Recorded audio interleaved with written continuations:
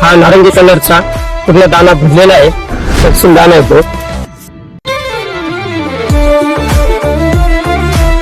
दाना मोठा असल्या कारणाने बिट्टी ही एकदम बारीक आहे.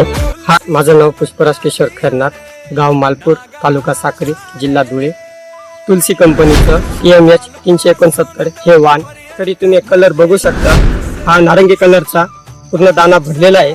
या कणसाला जे पानं आहे ते पानांची संख्या जास्त असल्यामुळे तुम्ही कोणतेही कणीस बघितलं तर त्याच्यावर कोणत्याही प्रकारचा आईचा प्रादुर्भाव तुम्हाला हा दिसणार नाही. या कॅप्सूल दाना येतो, गर्द नारंगी कलरचा आणि दाना हा मोठा आहे.